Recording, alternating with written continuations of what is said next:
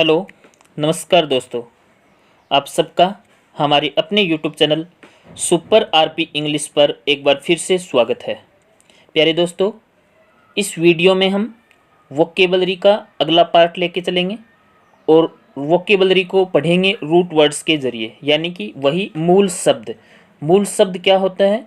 एक शब्द से बहुत सारे मीनिंग बनाए जा सकते हैं। ऐसा वर्ड जो होता है वो रूट कहलाता है। इसकी आपको हेडिंग दिख रही है, vocabulary through root words.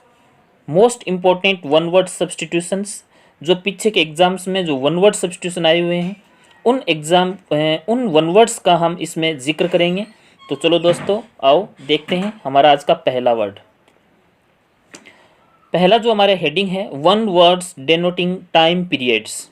One word denoting time periods यानी ऐसे एकल शब्द जो टाइम पीरियड को यानी कि समय की अवधि को डिनोट करते हैं, समय की अवधि को बताते हैं। इनमें से क्वेश्चन कई बार पूछा गया है, इसीलिए प्लीज़ इसको ध्यान में रखें और अच्छे से इसकी एक बार मेरे साथ स्टडी करें। पहला वर्ड है एन्युअल, ANNUAL, एन्युअल। एन्युअल के बारे में हम सब अच्छे से परिचित हैं कि एन्युअल क्या होता है। एन्युअल मीन्स वार्षिक, यानी कि जो साल में, वर्ष में एक बार हो। इसकी डेफिनेशन दी हुई है, happening once in a year. Happening once in a year यानी कि एक साल में एक बार होने वाला एनुअल कहलाता है। जैसे हमारे स्कूल में, कॉलेजेस में एनुअल फंक्शन होते हैं, ठीक है, एनुअल स्पोर्ट्स होते हैं, एनुअल गेम होते हैं, एनुअल प्रोग्राम्स होते हैं, यानी वार्षिक। नेक्स्ट वर्ड है हमारा बाई एनियल। बाई, BI, बाई नाम लग गया ना। बाई का अर्थ मैंने आपको बहुत बार पहले ही बता दिया है। बाई का अर्थ होता है दो। जैसे गेम में भी हमें बाई मिलती है, यानी कि 2 पॉइंट एक साथ मिल जाते हैं। Bi, biennial means happening in 2 years, यानी कि 2 साल में एक बार होने वाला। ध्यान से मेरी बात को सुनना थोड़ा सा। साल में 2 बार होने वाला नहीं, 2 साल में एक बार होने वाला। समझो ध्यान से, जो 2 सालों से 2 वर्ष में एक बार होता है, that is called biennial. 3 number word है दोस्तों हमारा ट्राई एनियल, यानी कि हैपनिंग इन 3 ईयर्स। इसमें देखो, ट्राई का अर्थ होता है 3, यानी कि 3 साल में एक बार होने वाला ट्राई एनियल कहलाता है। नेक्स्ट देखते हैं क्वाड्रेनियल। क्वाड्रा, क्वाड्रा नाम आपने सुना होगा। क्वाड्रा का अर्थ होता है 4। जैसे क्वाड्रिलेटरल एक नाम होता है, क्वाड्रिलेटरल, QUADRILATERAL, क्वाड्रिलेटरल। क्वाड्रिलेटरल का अर्थ होता है चतुर्भुज, यानी 4 भुजाओं वाला। तो हम इस बात से एक बात समझ गए कि क्वाड्रा, QUADR, ये नाम जिसके भी साथ लगा हुआ हो उसका अर्थ होता है 4। जैसे बाई का अर्थ 2, ट्राई का अर्थ 3, क्वाड्रा का 4। क्वाड्रा एनियल यानी कि हैपनिंग इन 4 ईयर्स, 4 साल में एक बार होने वाला।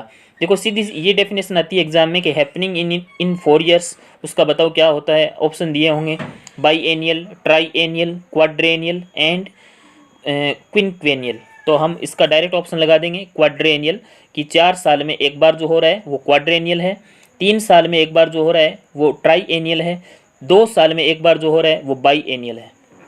नेक्स्ट दोस्तों 5 नंबर वर्ड पढ़ते हैं, क्विंक्वेनियल। क्विंक्वेनियल इसका अर्थ है 5 साल में एक बार होने वाला। क्विंक्वेनियल 5 साल में एक बार होने वाला। 6 नंबर वर्ड है डेसेनियल।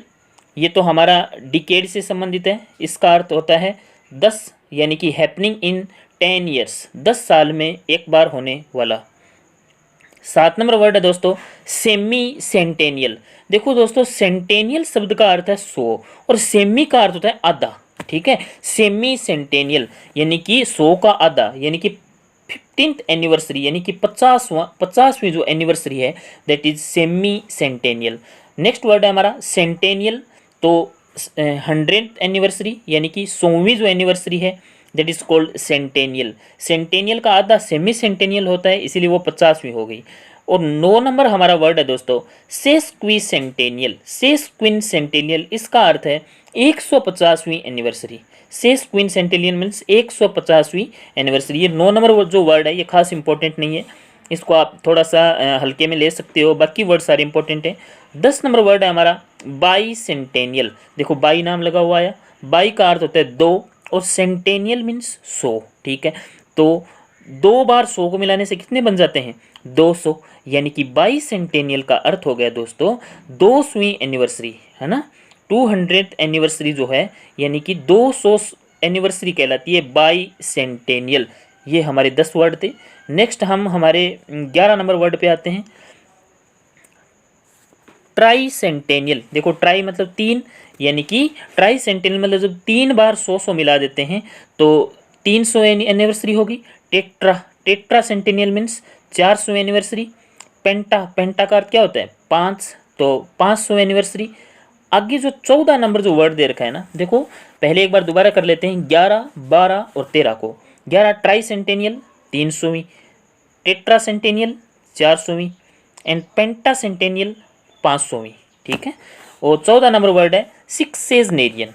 सिक्सेजनेरियन ध्यान से देखो, सिक्स का अर्थ क्या होता है 6, एज मतलब उम्र। सिक्सेजनेरियन यहाँ से वर्ड पूछे जाते हैं एग्जाम में। सिक्सेजनेरियन यानी one who is in 60s, यानी कि जो 60 के आंकड़े में है, ऐसा व्यक्ति जिसकी उम्र 60 से लेके यानी 60 से लेके 69 के बीच में है, यानी जिसके 60 का आंकड़ा आ रहा है, 6 का आंकड़ा आ रहा है, वो व्यक्ति सिक्सेजनेरियन कहलाता है। नेक्स्ट वर्ड है सेप्टुएजनेरियन। सेप्टुएजनेरियन यानी कि one who is in 70s, जो 70 साल में है, यानी कि जो 70 से लेके 79 तक, ठीक है, वो व्यक्ति सेप्टुएजनेरियन कहलाएगा। एंड 16 नंबर वर्ड है हमारा ऑक्टेजनेरियन। ऑक्टेजनेरियन मतलब 8, यानी कहने का मतलब है one who is in 80s, जो 80 के आंकड़े में है वो ऑक्टेजनेरियन कहलाएगा। और 17वां वर्ड है हमारा नोनेजनेरियन, यानी कि जो 90 के आंकड़े में है। One who is in 90s, यानी जो व्यक्ति 90 से लेके 99 के बीच में जिसकी एज है वो कहलाएगा नोनेजनेरियन। एंड हमारा 18 नंबर वर्ड है 18 number centenarian. Centenarian means 100, one who is in 100 years old, जो 100 साल का है पूरा, वो व्यक्ति कहलाएगा सेंटेनेरियन। ये वर्ड कई बार पूछा गया है, सेंटेनेरियन। और हमारा 19वां वर्ड है सेंचुरी, यानी ए पीरियड ऑफ 100 ईयर्स। और 20वां वर्ड है हमारा मिलेनियम। मिलेनियम का अर्थ होता है ए पीरियड ऑफ 1000 ईयर्स, मतलब 1000 सालों का जो समूह होता है वो मिलेनियम कहलाता है। और जो 100 सालों का समूह होता है वो सेंचुरी कहलाता है। यहाँ तक अगर आपके क्लियर हो गए हैं तो आगे हम नया वर्ड लेके आते हैं। नेक्स्ट हमारा जो वर्ड है one word denoting kinds of government, यानी कि सरकार की, गवर्नमेंट मीन्स सरकार, सरकार के प्रकार दर्शाने वाले, यानी कि काइंड्स दर्शाने वाले जो वर्ड्स हैं वो यहाँ पे हम पढ़ेंगे। बहुत इंपॉर्टेंट है सारे ही। पहला वर्ड है दोस्तों अनेरकी। अनेरकी मीन्स अराजकता, absence of government. Absence of government यानी कि जहाँ पे गवर्नमेंट की अब्सेंस हो। अब्सेंस मीन्स अनुपस्थिति, गवर्नमेंट मीन्स सरकार। कहने का मतलब है जहाँ पे तंत्र या सिस्टम जो है वो काम नहीं कर रहा हो, ऐसी जो सरकार होती है उसे बोलते हैं अनेरकी। यानी कि अनेरकी का शाब्दिक अर्थ है दोस्तों अराजकता। अनेरकी याद रख सकते हो इसको अनार से, एक अनार 100 बीमार। जब एक अनार होगा और बीमार 100 होंगे तो पता ही है कि अराजकता तो फैलेगी, ठीक है। तो अनेरकी। और अनेरकिस्ट कौन होता है? जो अराजकता फैलाता है। मान लो सरकार के नियमों का जो पालन नहीं करता है वो अनेरकिस्ट कहलाता है, ठीक है। नेक्स्ट 2 नंबर वर्ड देखते हैं अरिस्टोक्रेसी।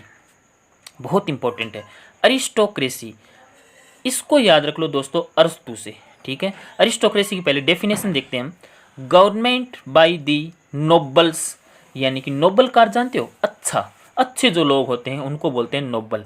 यानी कि अरिस्टोक्रेसी का अर्थ हो गया दोस्तों कुलीन तंत्र। अरिस्टोक्रेसी का अर्थ क्या हो गया? कुलीन तंत्र। यहाँ पे इसमें जो हमारा रूट वर्ड है वो है क्रेसी, CRACY। क्रेसी का अर्थ क्या है? अर्थ होता है सिस्टम, यानी गवर्नमेंट या सरकार, ठीक है। सिस्टम, गवर्नमेंट या फिर सरकार। तो अरिस्टोक्रेसी, इसको अरस्तु से याद रखो। अरस्तु एक नोबल व्यक्ति था, अच्छा व्यक्ति था, इसीलिए गवर्नमेंट बाय नोबल्स जो है वो कहलाएगी अरिस्टोक्रेसी। हमारा 3 नंबर वर्ड है दोस्तों ऑटोक्रेसी। ऑटो मीन्स सेल्फ, स्वयं, खुद, ठीक है। और क्रेसी मीन्स सरकार, खुद की सरकार, ठीक है। खुद की सरकार मीन्स सेल्फ की सरकार, एक ही व्यक्ति की सरकार। गवर्नमेंट बाय वन पर्सन, यानी कि एक व्यक्ति की सरकार, अगर खुद की सरकार होगी, एक ही व्यक्ति चलाएगा अगर सरकार को, सेल्फ की सरकार होगी, तो वो ऑटोक्रेसी कहलाएगी। यानी इसका शाब्दिक अर्थ है दोस्तों तानाशाही। कई देशों में तानाशाह सरकार है, जिसे भारत में तानाशाही सरकार नहीं है, भारत में सरकार है डेमोक्रेसी, यानी कि यहाँ पे लोकतंत्र है, डेमोक्रेसी है, ऑटोक्रेसी नहीं है। कई देश देखते हैं, जैसे कई देश हैं, चाइना जैसा देश है, तो वहाँ पे डेमोक्रेसी नहीं है, ऑटोक्रेसी है वहाँ पे, ठीक है। एक ही जो पार्टी है वही बार बार में उसी का शासन है, वही रूलर है वहाँ पे। तो autocracy government by one person, इसका आगे सिनोनिम दिया हुआ है दोस्तों डिक्टेटरशिप। डिक्टेटरशिप, विश्व का सबसे बड़ा डिक्टेटर जो था वो हिटलर। डिक्टेटर मीन्स तानाशाह। ओके, तो 4 नंबर वर्ड है हमारा ऑटोनोमी। ऑटो का अर्थ स्वयं की, और नोमी, नोमी मतलब क्या होता है नाम, स्वयं का नाम, यानी कि इसका अर्थ है स्वराज, स्वयं का राज, स्वयं का नाम होता है किसी बात चीज़ पे, ठीक है। जैसे हमारे भारत में 1947 से पहले, 1947 से पहले हमारे भारत पर, हमारे देश पर अंग्रेज़ों का यहाँ पे कब्जा था, अंग्रेज़ों का राज था। तो उस टाइम ऑटोनोमी नहीं थी हमारी, ऑटोनोमी नहीं थी, ऑटोक्रेसी तो बात ही दूर है, ऑटोनोमी नहीं थी, मतलब स्वराज नहीं था, हमारा खुद का राज नहीं था। इसीलिए बाल गंगाधर तिलक ने ये कहा था कि स्वराज हमारा जन्मसिद्ध अधिकार है और हम इसे लेकर रहेंगे, यानी ऑटोनोमी। 3 नंबर वर्ड और 4 नंबर वर्ड में फिर से एक बार जरा डिफरेंस समझो आप लोग। ऑटोक्रेसी का अर्थ क्या होता है, तानाशाही सरकार, एंड ऑटोनोमी का अर्थ होता है Swaraj, the right of self government, यानी द राइट मीन्स अधिकार, ऑफ सेल्फ गवर्नमेंट मीन्स खुद की गवर्नमेंट का अधिकार, कि हमारे पास हमारी गवर्नमेंट है, यानी कि भारत सरकार ही भारत पे शासन कर रही है, कोई दूसरा देश शासन नहीं कर रहा है, इसका मतलब हमारे पास स्वराज है। नेक्स्ट देखते हैं 5 नंबर ब्यूरोक्रेसी। देखो दोस्तों, bureaucracy government run by officials. Official मतलब जो ऑफिस के लोग होते हैं, यानी कहने का मतलब कर्मचारी वर्ग की सरकार, ठीक है। कई बार ये देखो, हकीकत में ये चीज़ें नहीं होती हैं। चुनाव के समय में और के समय में जब क्या होता है, मान लो कर्मचारी जो होते हैं किसी देश के, सारे कर्मचारी एक हो जाएं और वो अगर एक पार्टी को समर्थन दे दें तो सरकार अल्टीमेटली उनकी बन गई। तो ये उस तरीके से यूज हुआ है। आप सोच रहे होंगे कि हमारे देश में डेमोक्रेसी है, तो फिर ये ब्यूरोक्रेसी, ऑटोक्रेसी, अरिस्टोक्रेसी ये कहाँ है फिर, ठीक है। तो हम पढ़ रहे हैं ब्यूरोक्रेसी। ब्यूरो वर्ड ही ऑफिस से संबंधित लग रहा है हमें, ब्यूरो, ठीक है। ब्यूरो जब नाम ले रहे हैं तो भी हमें ये ऑफिस से संबंधित ही वर्ड लग रहा है। तो ब्यूरोक्रेसी का अर्थ क्या हो गया, गवर्नमेंट रन बाय ऑफिशियल्स, यानी कर्मचारी वर्ग की सरकार। 6 नंबर वर्ड हमारा चिर परिचित वर्ड डेमोक्रेसी, यानी कि गवर्नमेंट बाय द पीपल, हमारी लोगों की सरकार, ठीक है, आम जनता की सरकार। अब इसमें अर्थ ये नहीं है कि आम जनता की सरकार है, इसका मतलब आम व्यक्ति प्रधानमंत्री है, ये नहीं है। प्रधानमंत्री तो हमारे देश के एक ही हैं, है ना, माननीय नरेंद्र मोदी जी एक ही प्रधानमंत्री हैं, लेकिन उनको हम सब ने मिलकर चुना है, ठीक है।